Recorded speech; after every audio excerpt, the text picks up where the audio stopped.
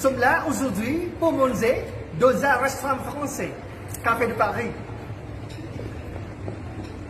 Bonjour. Je voudrais la carte de menu, s'il vous plaît. Merci beaucoup. Merci beaucoup. Orang pada boikot produk Prancis, saya hari ini makan masakan Prancis. Kenapa?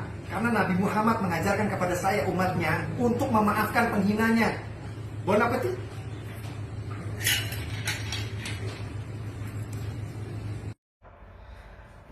Hari Jumat, alhamdulillah, perbanyak salawat kepada Nabi Muhammad sallallahu alaihi wasallam.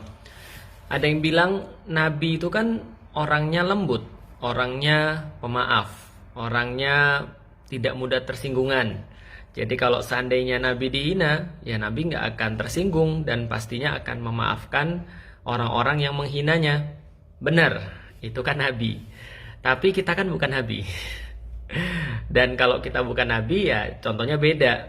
Makanya kalau kita lihat Umar bin Khattab, kita lihat Abu Bakar, kita lihat Utsman, kita lihat Ali, mereka adalah orang-orang yang kalau Nabi dihina, mereka tersinggung, mereka marah, mereka akan memproses orang-orang yang menghina Nabi. Kenapa? Karena kecintaan terhadap Nabi Muhammad SAW. Dan kalau orang sudah punya cinta, ya pasti dia akan mau untuk menampakkan kecintanya itu. Ya masa sih kalau seandainya bapak kita dihina aja kita marah, lantas Rasulullah SAW dihina kita nggak marah. Ini kan ada sesuatu kelainan. Terus ada yang bilang, enggak, kalau bapak gue dihina gue juga nggak marah. Ya terserah lo deh, ya berarti itu ada masalah sama lo, bukan sama gue. Yang berikutnya ada lagi yang bilang, itu kan bukan karikatur Nabi, kan mereka nggak pernah ngeliat Nabi, kalian juga nggak tahu Nabi, jadi ya ngapain tersinggung, itu kan bukan karikaturnya. Gini deh, coba nanti besok kalau misalnya kita punya teman ya, kita kasih teman kita gambar cabe, lalu bilang, ini anunya bapakmu ya. Kalau nggak palanya di sliding gitu.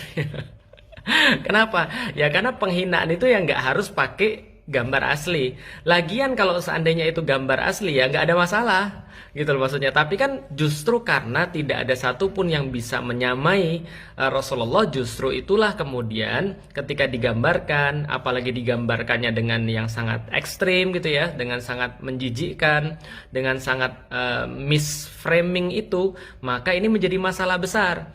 Makanya kita harus tahu jangan sampai kita ikut-ikutan. Tapi ya memang inilah yang namanya Allah, cara Allah menunjukkan kepada kaum muslim.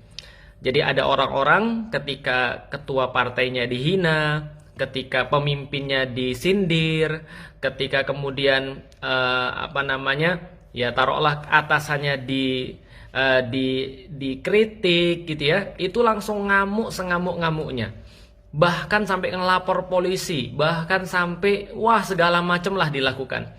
Tapi ketika Rasulullah SAW dihina, mereka mencari-cari alasan. Intinya adalah kita tidak boleh marah, kita tidak boleh boikot dan segala macamnya. Boikot tidak menyelesaikan masalah dan seterusnya. Betul, boikot nggak menyelesaikan masalah.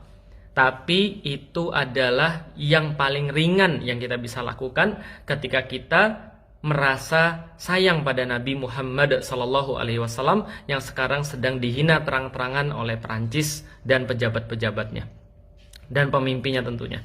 Nah karena itulah teman-teman sekalian harusnya kita mikir. Dan harusnya ketika kita mencintai Rasulullah SAW, kita melakukan apapun yang kita bisa. Dan yang paling ringan adalah dengan memboikot produk-produk yang kita bisa boikot. Nah ini yang kemudian harus kita tahu.